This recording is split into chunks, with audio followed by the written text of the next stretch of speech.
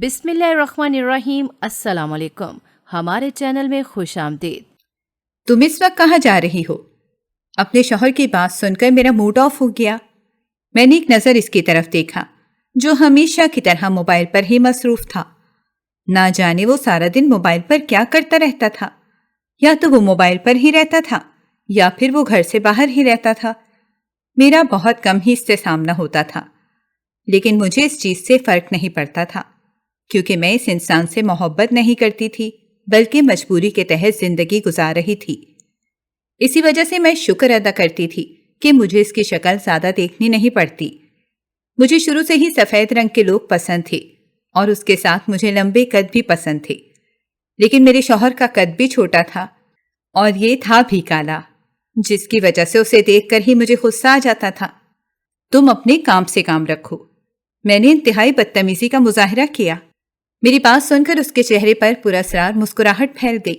وہ مجھے کہنے لگا کہ تمہارے ساتھ مجھے رہتے ہوئے تقریباً 2 سال گزر گئے ہیں، لیکن اس کے باوجود بھی میں تمہارے دل میں اپنی جگہ نہیں بنا سکا۔ نہ جانے تم کیسی عورت ہو۔ میں نے اسے کہا کہ جاؤ اپنے چہرے کا علاج کرواؤ، پھر میں تمہاری دیوانی ہو جاؤں گی، کیونکہ تمہارے اس کالے رنگ سے تو میں تم سے متاثر ہونے سے رہی۔ میں نے انتہائی بے رحمی کا مظاہرہ کیا۔ میری بات سن کر اس کے چہرے پر زخمی سی مسکراہٹ پھیل گئی اور وہ کہنے لگا، تمہیں بہت جلد ہی اپنے کیے پر پچھتاوا ہوگا اور تم میرے پاس لوٹ کر آؤ گی، لیکن تب تم مجھے حاصل نہیں کر پاؤ گی۔ میں کھل کھلا کر ہنسنے لگی اور کہنے لگی، دیکھو تو بات کون کر رہا ہے؟ میں یہاں پر صرف اور صرف اپنی ماں کی وجہ سے رہ رہی ہوں۔ اگر مجھے اپنی ماں کا خیال نہ ہوتا تو میں کب کی تمہیں چھوڑ کر جا چکی ہوتی۔ تم بھی شکر ادا کرو کہ میں تم پر احسان کر رہی ہوں اور میں نے زمانے کے سامنے تمہیں رسوا نہیں کیا۔ وہ تو مجھے اندازہ ہے کہ تم میرا کتنا لحاظ کرتی ہو۔ جہاں پر بھی تم بات کرنا شروع کرتی ہو، تمہاری بات میری برائی سے ہی شروع ہوتی ہے۔ تمہیں ذرا بھی لحاظ نہیں میرا۔ اب وہ جذباتی ہو رہا تھا اور اسے جذباتی ہوتا دیکھ کر مجھے کوفت ہونے لگی۔ میں نے اسے کہا کہ میرے پاس تمہاری باتیں سننے کا وقت نہیں ہے، فی الحال میں باہر جا رہی ہوں۔ کس سے ملنے جا رہی ہو؟ اپنے شوہر کی بات سن کر ہی گڑبڑا گئی اور اسے برا بھلا کہنے لگی، میں سوچ بھی نہیں سکتی تھی کہ تم مجھ پر اس طرح شک کرو گے۔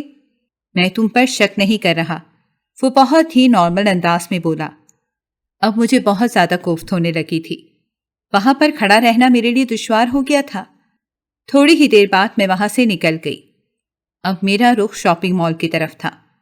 کچھ عرصہ پہلے ہی مجھے ایک آدمی ملا تھا جس نے مجھے اچھے خاصے پیسے دیے تھے۔ چونکہ میں بہت خوبصورت تھی اور اپنی خوبصورتی سے لوگوں کو بہت جلد اپنی طرف متوجہ کر لیتی تھی، پچھلی بار جب میں شاپنگ مال میں گھوم رہی تھی تو وہاں پر مجھے ایک آدمی ملا تھا۔ وہ آدمی بہت ہی امیر لگ رہا تھا۔ اس نے مجھے اپنے ساتھ کھانے کی پیشکش کی، جسے میں نے خوشی خوشی قبول کر لیا۔ جب اس نے مجھ سے میری زندگی کے بارے میں پوچھا تو میں اس کے سامنے اپنا دکھڑا رونے لگی۔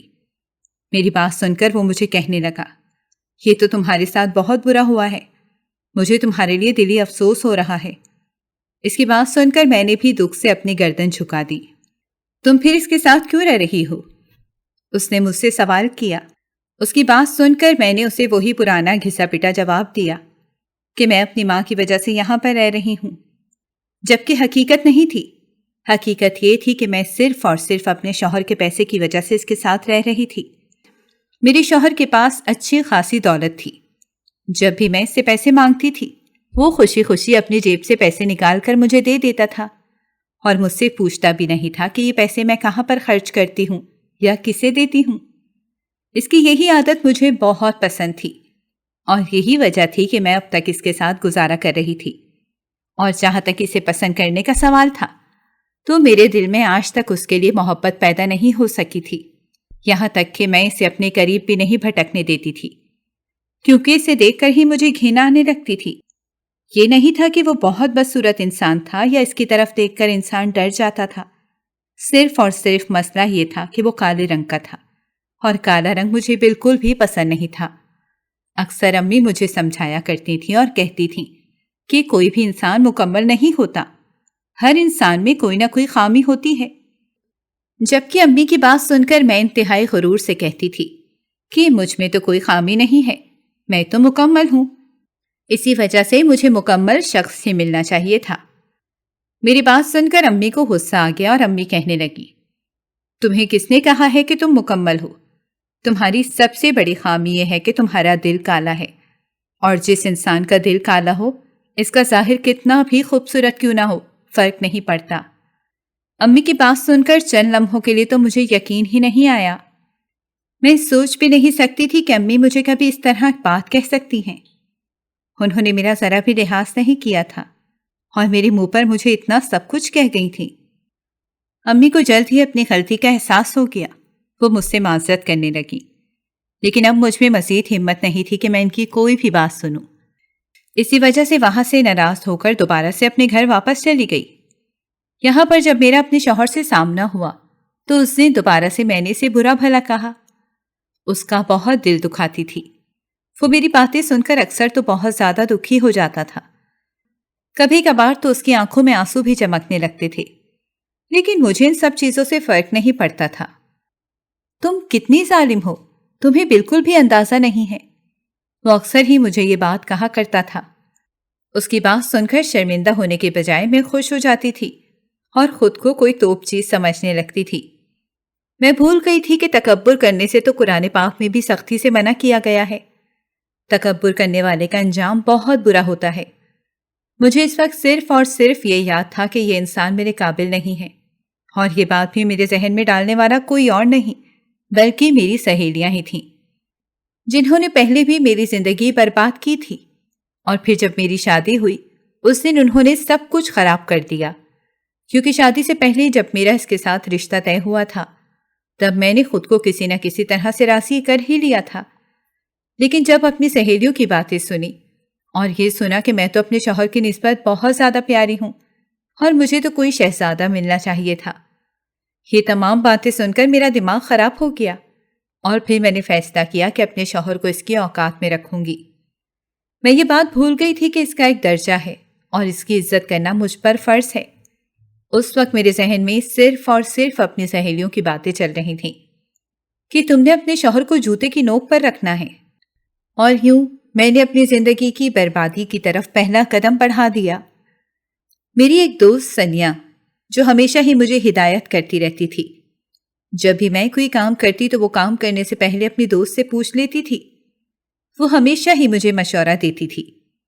ان دنوں وہ کچھ زیادہ ہی میرے شوہر کے خلاف بول رہی تھی، حالانکہ اس کی اپنی شادی ہو چکی تھی اور اس کا اپنا شوہر بھی اتنا پیارا نہیں تھا، مگر اسے میرے لیے بہت افسوس ہوتا تھا کیونکہ میں بہت ہی پیاری لڑکی تھی، ایک بہت ہی خوبصورت انسان ڈیزرو کرتی تھی۔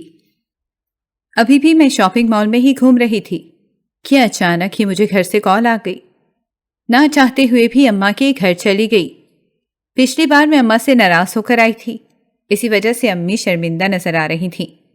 امی کو شرمندہ دیکھ کر مجھے خود پر افسوس ہونے لگا کہ میں کس طرح کی بیٹی ہوں جو اپنی ماں کو شرمندہ کر رہی ہوں۔ میں نے امی کا ہاتھ پکڑا اور ان سے معذرت کرنے لگی۔ اس دوران امی نے مجھ سے میرے شوہر کے بارے میں پوچھا۔ اپنے شوہر کو کال کی تو اس نے بتایا کہ وہ ضروری کام سے گھر سے باہر ہے، رات کے وقت بھی وہ گھر لوٹ کر نہیں آئے گا۔ میں نے اسے کہہ دیا ٹھیک ہے، پھر میں اپنی امی کے گھر ہی رہوں گی۔ اس نے بھی مجھے اجازت دے دی۔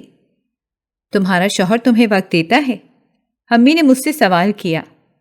امی کی بات سن کر میں مسکرانے لگی اور انہیں کہنے لگی کہ میں اپنے شوہر کو وقت نہیں دیتی۔ اس کی کیا اتنی اوقات کہ وہ مجھے وقت نہ دینے کے بارے میں سوچے؟ بہت بری بات ہے۔ تمہیں میں نے کتنی بار سمجھایا ہے کہ اپنے شوہر کے بارے میں اس طرح کی بات نہیں کرتے، وہ تمہارا مزاجی خدا ہے۔ خدا کے لیے امی بس کر جائیں، میں یہ تمام باتیں سن کر چڑ چکی ہوں۔ اب مجھ میں مزید ہمت نہیں ہے کہ میں اس طرح کی باتیں برداشت کروں، میں نے امی کو چڑھتے ہوئے کہا۔ میری بات سن کر انہوں نے اپنا سر دونوں ہاتھوں میں گرا دیا اور مجھے کہنے لگیں، تھوڑی دیر پہلے میں نے تم سے جو سوال کیا تھا مجھے سوال کا جواب دو کہ کیا وہ تمہیں وقت دیتا ہے؟ امی کی بات سن کر میں سوچنے لگی۔ کافی دیر سوچنے کے بعد مجھے اندازہ ہوا کہ ان دنوں وہ مجھ پر کوئی خاص توجہ نہیں دے رہا تھا، بلکہ وہ سارا دن موبائل پر ہی مصروف رہتا تھا یا پھر گھر سے باہر ہی گھومتا رہتا تھا۔ میں نے امی کو کہا کہ وہ ان دنوں زیادہ ہی مصروف ہو گیا ہے۔ امی کے چہرے پر ایک زخمی مسکراہٹ پھیل گئی۔ انہوں نے مجھے کہا کہ وہ مصروف نہیں ہوا بلکہ وہ تمہارے ہاتھ سے نکلتا جا رہا ہے۔ لڑکی، کچھ تو خدا کا خوف کرو، اپنے شوہر کی طرف توجہ دو، کہیں ایسا نہ ہو کہ وہ ہمیشہ ہمیشہ کے لیے تمہارے ہاتھ سے نکل جائے اور تم ہاتھ ملتی ہی رہ جاؤ۔ میں نے امی کو کہا کہ مجھے کوئی فرق نہیں پڑتا، وہ میری زندگی سے جاتا ہے یا میری زندگی میں رہتا ہے، اس کی موجودگی سے یا غیر موجودگی سے میری زندگی میں کوئی بھی تبدیلی نہیں آنے والی، بلکہ مجھے تو خوشی ہوگی کہ ایک کالے کلوٹے انسان سے میرا پیچھا چھوٹ گیا ہے، اور جہاں تک میرا سوال ہے تو مجھے کوئی بھی حسین انسان مل جائے گا۔ امی نے اپنا سر دونوں ہاتھوں میں گرا دیا اور کہنے لگی، کیا تم پاگل ہو گئی ہو یا تم نے سوچنا چھوڑ دیا ہے؟ بے وقوف عورت، تمہیں کس نے کہا ہے کہ ابھی بھی تمہیں ایک اچھا انسان ملے گا؟ جب تمہارا شوہر تمہیں چھوڑ دے گا تو تمہارے کردار پر طلاق کا دھبا لگ جائے گا، اور یہ بات تم اچھی طرح سے جانتی ہو کہ ہمارے معاشرے میں طلاق یافتہ عورت کو کوئی بھی حیثیت نہیں دی جاتی، بلکہ اس کو تو کسی خاطر میں نہیں لایا جاتا۔ طلاق یافتہ عورت کی کوئی عزت نہیں ہوتی اور اس کی زندگی سب سے مشکل ہوتی ہے۔ گھر میں بھی ان کو جھڑکیں سننے کو ملتی ہیں، اس کے علاوہ زمانے کی باتیں علیحدہ سے پریشان کرتی ہیں۔ ہزاروں میں سے چند ہی لوگ ایسے ہوتے ہیں جن کی قسمت اچھی ہوتی ہے اور جنہیں اچھے جیون ساتھی دوبارہ مل جاتے ہیں۔ امی کی بات سن کر اب میں سچ میں ہی پریشان ہونے لگی تھی۔ پچھلے کچھ دنوں میں مجھے عجیب و غریب خواب آ رہے تھے اور اس طرح کے خیالات بھی آ رہے تھے، مگر میں اپنے خیالات کو مسلسل نظر انداز کر رہی تھی اور خود سے نظریں چرا رہی تھی کہ مجھے اس انسان کی ذرا بھی پرواہ نہیں ہے۔ مگر اب امی کی باتیں سن کر میرا دل تیزی سے دھڑکنے لگا۔ زندگی میں پہلی بار مجھے احساس ہو رہا تھا کہ مجھے اپنے شوہر پر نظر رکھنی چاہیے اور اسے اس طرح سے مکمل آزادی نہیں دینی چاہیے۔ ایک اور بات جو میں نے شدت سے نوٹ کی تھی وہ یہ تھی کہ جب سے وہ مجھ سے دور ہوا تھا تب سے میرے دل میں اس کے لیے طلب پیدا ہو گئی تھی۔ اب میں چاہتی تھی کہ وہ مجھ سے بات کرے، وہ میرے آگے پیچھے گھومے، لیکن اب اس نے مجھے نظر انداز کرنا شروع کر دیا تھا۔ پہلے وہ مجھ سے ہر وقت محبت کا اعتراف کرتا رہتا تھا، لیکن اب اس نے یہ اعتراف کرنا بھی چھوڑ دیا تھا۔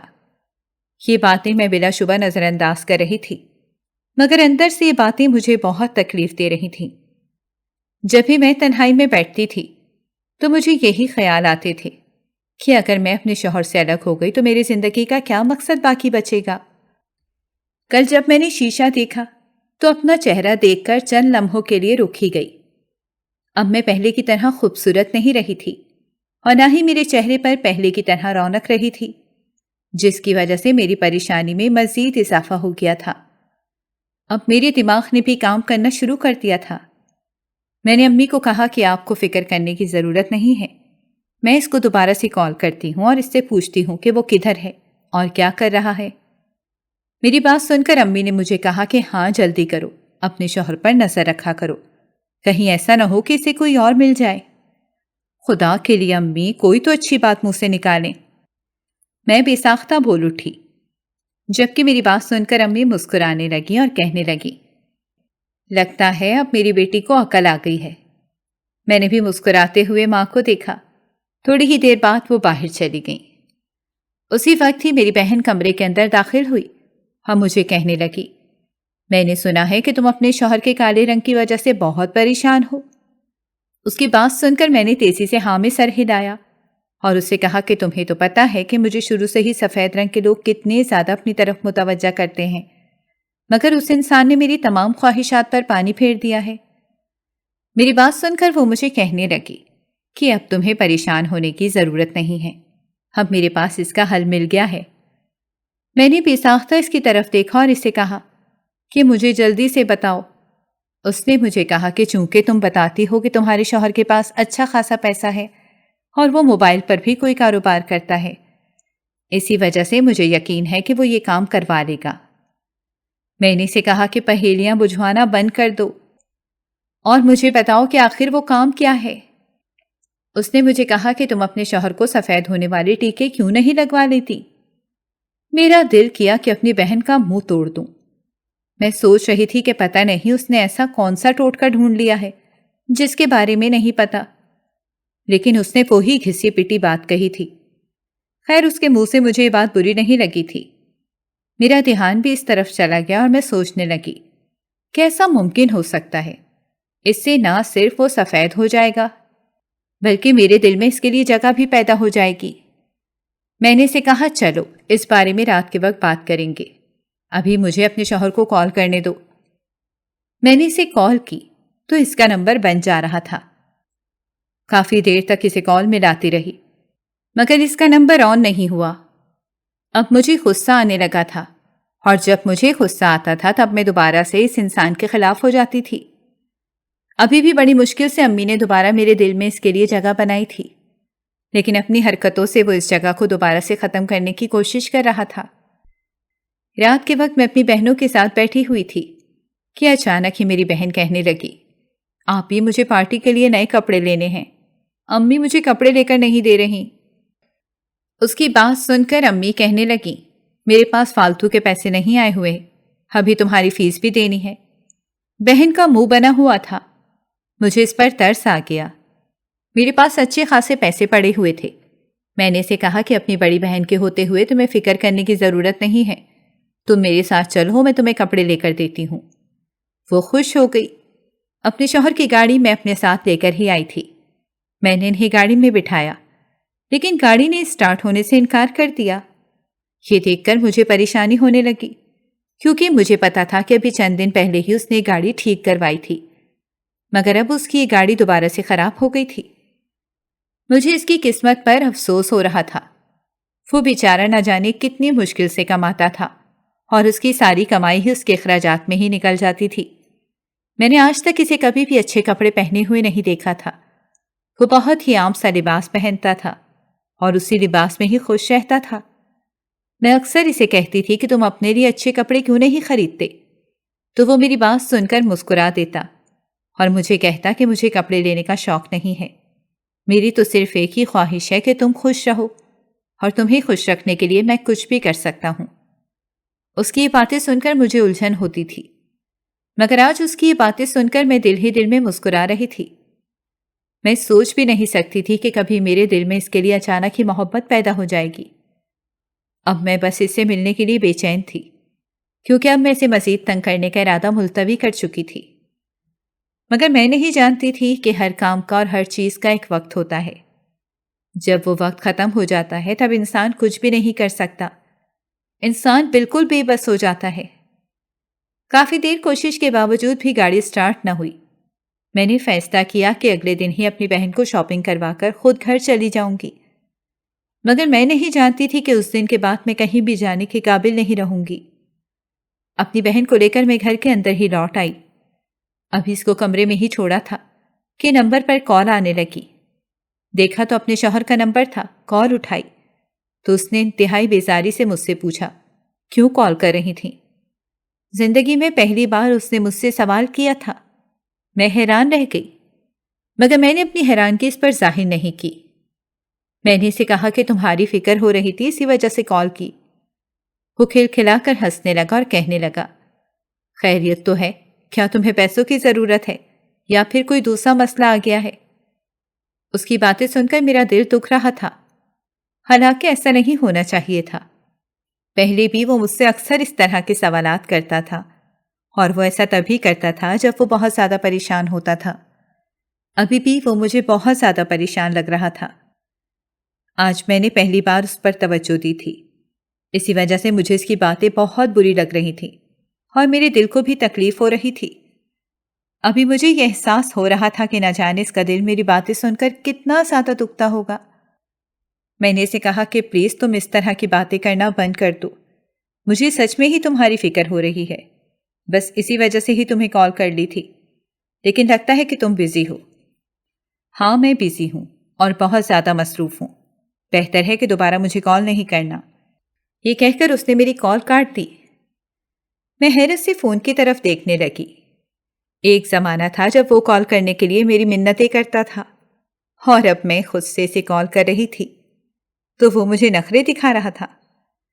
میں نے بڑی مشکل سے اپنے غصے پر قابو کیا اور خود کو سمجھایا کہ کوئی بات نہیں، کل جا کر آمنے سامنے سے بات کروں گی، تمام غلط فہمیاں دور کر دوں گی۔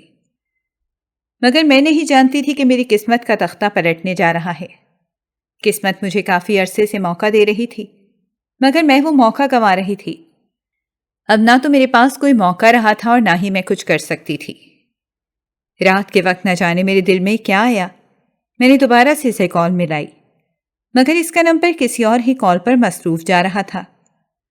مجھے حیرت ہوئی، میں سوچ رہی تھی کہ رات کے اس پہر وہ کس سے کال کر رہا تھا۔ کافی دیر تک میں کال ملاتی رہی اور کافی دیر تک اس کا نمبر بزی جاتا رہا۔ تقریباً 1 گھنٹے کے بعد اس نے مجھے کال کی اور مجھے چیختے ہوئے کہنے لگا، یہ کیا طریقہ ہے؟ جب تمہیں پتا ہے کہ میں کسی اور سے فون پر بات کر رہا ہوں تو بار بار کال کرنے کی کیا تک بنتی ہے؟ کیا تمہارا دماغ کام نہیں کرتا؟ اپنے شوہر کا یہ بدلا ہوا رویہ دیکھا تو مجھے حیرت کے جھٹکے لگ رہے تھے۔ میں سوچ بھی نہیں سکتی تھی کہ وہ کبھی میرے ساتھ اس طرح کا سلوک بھی کر سکتا ہے۔ میں تو اس کی پیار کی زبان کی عادی تھی، اس کا یہ غصہ مجھ سے برداشت نہیں ہو رہا تھا۔ اس کی باتیں سن کر میں پھوٹ پھوٹ کر رونے لگی۔ مجھے اس طرح سے روتا دیکھ کر وہ چند لمحوں کے لیے خاموش ہو گیا اور پھر مجھ سے سختی سے پوچھنے لگا کہ اب تم کیوں رو رہی ہو؟ میں نے کیا کیا ہے؟ میں نے اسے کہا کہ تم مجھ سے اس لہجے میں بات کیوں کر رہے ہو؟ اس نے ایک گہری سانس لی اور کہنے لگا کہ خدا کے لیے میرے ساتھ یہ ڈرامے مت کرو، مجھے پتا ہے کہ تم مجھ سے شدید نفرت کرتی ہو اور ابھی تمہیں مجھ سے کوئی کام ہے، اسی وجہ سے تم مجھ سے ایسا سلوک کر رہی ہو۔ میں نے بڑی مشکل سے خود کو تمہارے پرانے رویے کا عادی بنایا ہے، میرے ساتھ اس طرح کا رویہ کر کے میرا دماغ مزید خراب نہ کرو، کہیں ایسا نہ ہو کہ میں اپنا ہوش کھو بیٹھوں اور کچھ ایسا کر دوں جس پر بعد میں ہم دونوں کو پچھتانا پڑے۔ اس نے کہہ کر دوبارہ سے کال کاٹ دی، جبکہ میں وہیں لیٹ گئی اور پھوٹ پھوٹ کر رونے لگی۔ تھوڑی دیر بعد میری بہن باہر آئی، مجھے اس طرح روتا دیکھ کر پریشان ہو گئی۔ جب اس نے مجھ سے پوچھا تو میں نے اسے ساری بات بتا دی۔ اس کے چہرے پر خوف کے تاثرات نمودار ہو گئے اور وہ کہنے لگی، نہ جانے کیوں مجھے لگتا ہے کہ تم ان کے دل سے اتر گئی ہو، یا پھر انہوں نے اپنے لیے کچھ اور تلاش کر لیا ہے۔ میں نے بے یقینی سے اس کے چہرے کی طرف دیکھا اور اسے کہا کہ تم کس بارے میں بات کر رہی ہو؟ اس نے کہا، نہ جانے کیوں مجھے لگ رہا ہے کہ تمہارا شوہر کسی اور عورت میں دلچسپی لینے لگا ہے۔ میں نے کہا، ایسا نہیں ہو سکتا۔ اس نے مجھے ڈانٹا اور کہا، کیوں نہیں ہو سکتا؟ اتنا عرصہ وہ تمہاری منتیں کرتا رہا، اتنا عرصہ وہ تمہیں پانے کی کوششیں کرتا رہا، لیکن تم ہر بار ہی سے نخرے دکھاتی اور ہر بار ہی سے برا بھلا کہتی۔ ہر انسان کے برداشت کی ایک حد ہوتی ہے۔ مرد کی برداشت تو ویسے بھی بہت تھوڑی ہوتی ہے، لیکن اس کے باوجود بھی اس نے تمہیں اتنا عرصہ برداشت کیے رکھا۔ جیسے جیسے وہ بولتی جا رہی تھی ویسے ویسے میرا دل بھی دکھتا چلا جا رہا تھا۔ میں سوچ بھی نہیں سکتی تھی کہ وہ میرے ساتھ ایسا کر سکتا ہے۔ اور پھر اگلے دن جو کچھ میں نے اپنی آنکھوں سے دیکھا وہ دیکھ کر مجھے لگا کہ میرے قدموں کے نیچے سے زمین نکل گئی ہے۔ اگلے دن میں اپنی بہن کو لے کر شاپنگ مال میں گئی تھی تو دیکھا میرا شوہر میری دوست کو شاپنگ کروا رہا تھا۔ جب میں اس کے پاس جا کر کھڑی ہوئی تو میں نے سنا وہ بہت ہی پیار سے میری دوست کو محبت کر رہا تھا۔ میں نے عقل مندی کا مظاہرہ یہ کیا کہ میں نے اسے اپنا آپ ظاہر نہیں کیا اور خاموشی سے واپس پلٹ آئی۔ میں جان گئی تھی کہ وہ مجھے دھوکہ دینے والی کوئی اور نہیں بلکہ میری دوست ہی ہے۔ میں بھی اپنے شوہر پر کچھ بھی ظاہر نہیں کرنا چاہتی تھی، کیونکہ اگر اسے ایک بار پتہ چل جاتا کہ میں سب جان گئی ہوں تو اس کا ڈر دور ہو جاتا۔ یہاں تک کہ میں نے اپنی بہن کو بھی منع کر دیا تھا کہ وہ یہ بات کسی کو بھی نہ بتائے۔ زندگی میں پہلی بار میں نے سمجھداری کا مظاہرہ کیا تھا، کیونکہ اس وقت مجھے پتا تھا کہ اس کی بیوی کی حیثیت صرف مجھے ہی حاصل ہے۔ پھر میں نے اس انسان پر توجہ دینا شروع کر دی۔ میں نہیں جانتی تھی کہ وہ میری صرف تھوڑی سی توجہ کا ہی محتاج ہے۔ پہلے کچھ دنوں تو اس نے مجھ سے بے رخی کا مظاہرہ کیا، لیکن پھر آہستہ آہستہ وہ میری طرف متوجہ ہونے لگا۔ اب نہ صرف میں اس سے بہت پیار سے بات کرتی تھی بلکہ میں اس کے سارے کام بھی کر لیتی تھی۔ جب وہ واپس آتا تو میں بہت ہی خوبصورتی سے تیار ہوتی اور اس کو کھانا دیتی۔ میری یہ بدلتی ہوئی حالت دیکھ کر وہ بہت حیران ہوتا تھا اور اس کے چہرے پر حیرانگی دیکھ کر مجھے خوشی ہوتی تھی۔ ایک دن میں اس کے قدموں میں بیٹھ گئی اور اس سے اپنی محبت کا اظہار کیا، اور پھر اس کے ساتھ ہی میں نے اس سے اپنے رویے کی معافی مانگ لی۔ شاید وہ اس سب کے لیے تیار نہیں تھا۔ اس نے مجھ سے کانپتی ہوئی آواز میں پوچھا، کہیں تم مجھ سے کوئی مذاق تو نہیں کر رہی؟ میں نے تیزی سے نفی میں سر ہلایا اور اسے کہا کہ یہ مذاق نہیں ہے بلکہ یہ حقیقت ہے۔ میں واقعی تم سے محبت کرنے لگی ہوں۔ میری اتنی بے رخی کے باوجود بھی تم نے کبھی مجھے دھوکہ نہیں دیا۔ تم کبھی بھی کسی دوسری عورت کی طرف متوجہ نہیں ہوئے۔ میری بات سن کر وہ شرمندہ ہو گیا۔ اسے شرمندہ دیکھ کر میں دل ہی دل میں خوش ہو گئی، کیونکہ میرا مقصد صرف اور صرف اسے اپنے کیے پر شرمندہ کرنا تھا۔ اور پھر اس نے میرا ہاتھ پکڑا اور مجھ سے کہنے لگا، دراصل مجھ سے یہ غلطی ہو گئی تھی۔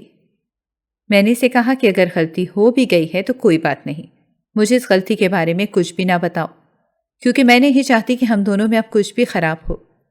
اب میں صرف اور صرف اپنی ساری زندگی تمہارے ساتھ گزارنا چاہتی ہوں اور ساری عمر تمہارا خیال رکھنا چاہتی ہوں۔ اور یوں ہم دونوں میں سب کچھ ٹھیک ہو گیا۔